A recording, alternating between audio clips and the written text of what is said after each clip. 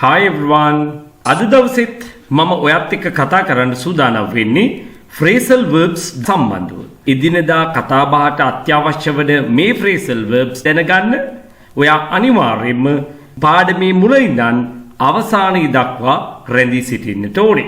ඔයා මගේ channel එකට අලුත් කෙනෙක් නම් channel එක subscribe කරලම පාඩම නරඹන්න සූදානම් වෙන්න.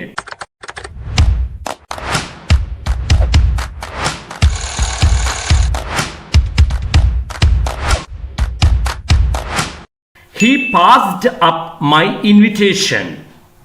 He passed up my invitation. Passed up means refused. Refused. Pratikshep kala. He passed up my invitation.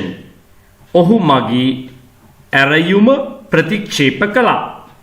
I can't simply stand by and watch you ruin your life. I can't simply stand by and watch you ruin your life. Stand by means do nothing. ඔයාගේ ජීවිතේ නැති කරගන්නවා බලාගෙන ඉන්න මට බෑ.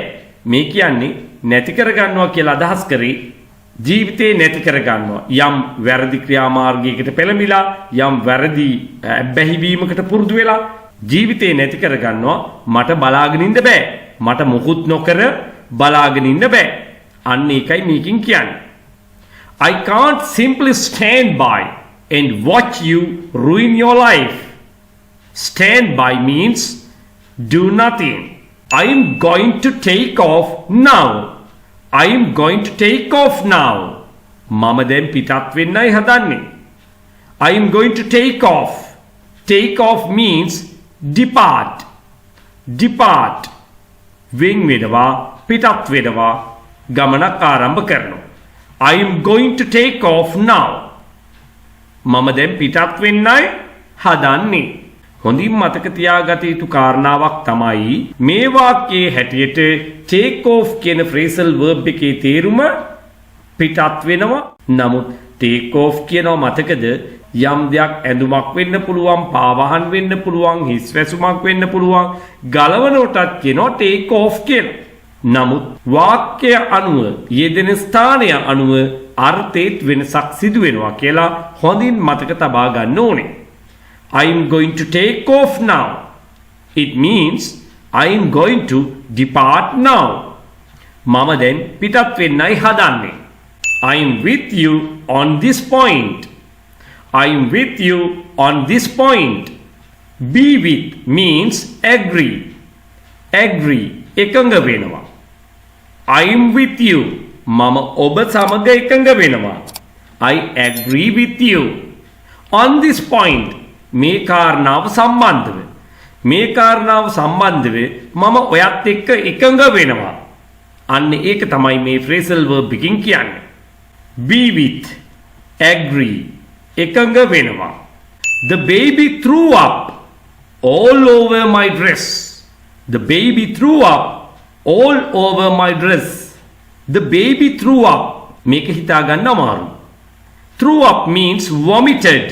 වමනය කළා. වමනය කළා. The baby threw up all over my dress. All over පුරාම my dress. මගේ ඇඳුම පුරාම පොඩි බබා බිලිඳා වමනය කළා. මගේ ඇඳුම පුරාම පොඩි බබා නැත්තම් බිලිඳා වමනය කළා. මතක ඇති ඩ්‍රෙස් කියනවා ගවුමට.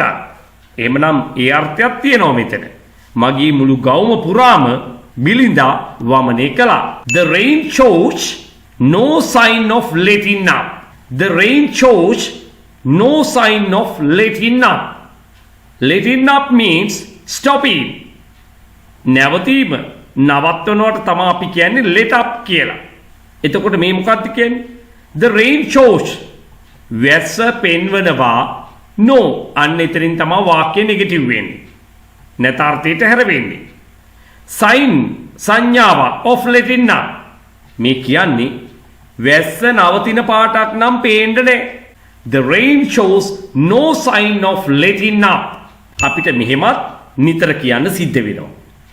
ඒගොල්ලන්ගේ කතාව නවතින පාටක් නම් නැහැ. ඒගොල්ලන්ගේ කතාව නවතින පාටක් නම් පේන්න නැහැ. Their chat shows no sign of letting up. මේ දේවල් කටපාඩම් කරගත්තට පාඩු වෙන එකක් නැහැ. මොකද මේ වාගේ දේවල් නිතර දෙවේලේ අපිට කියන්න සිද්ධ වෙනවා. නේවාසිකව පුහුණුව ලැබමින් හොඳට චතුර විදියට ඉංග්‍රීසි කතා කරන්න කැමති නම් ඉංග්‍රීසි භාෂාව විධිමත්ව හරියට ඉගෙන ගන්න ගම ඉංග්‍රීසි හරියටම කතා කරන්න ප්‍රායෝගික පුහුණු වැඩසටහන් සමග ප්‍රායෝගිකව ඉංග්‍රීසි කතා කරන්න ඔයා කැමති නම් අනිවාර්යයෙන්ම තිරේ දිස්වන අංකයට WhatsApp පණිවිඩයක් දාන්න. ඔයාට පන්තිවලට එහෙම සහභාගී වෙන්න බැරි නම් මොකද විදේශගත වෙලා ඉන්න අයට මේක ප්‍රායෝගිකව කරන්න බෑ. ඒ නිසා ඒගොල්ලන්ට පුළුවන් ඔන්ලයින් හරහා මේ පන්ති වලට සම්බන්ධ වෙන්න.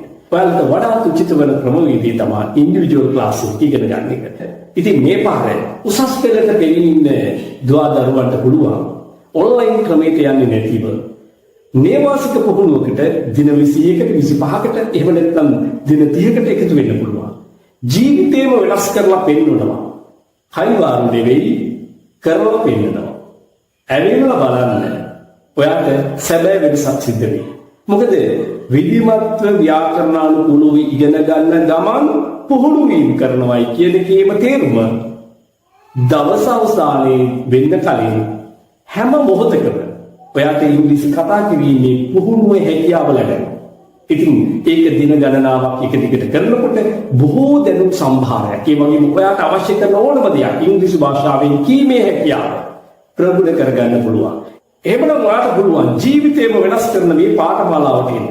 වයස් ભેදයක් නැහැ. ඔයාගේ පෙර දැනුම මොකක්ද කියන එක මට අදාළ වෙන්නේ නැහැ. ඔයා මෙතෙන් ආවට පස්සේ හරියට වැඩ කරන්න කම්මැලි නොවි පුහුණු වෙන්න මම කියන විදිහට වැඩ කරන්න අනිවාර්යයෙන්ම ඔයාට අති විශිෂ්ට ප්‍රතිඵලයක් ලැබෙනවාමයි. ඒ හුදෙක් සර්ටිෆිකේට් එකකට සීමා වෙච්ච සංකේතයක් නෙවෙයි. ඔයාගේ ජීවිතේම වෙනස් කරනවා ප්‍රායෝගික පුහුණුවක් තිබෙනවා.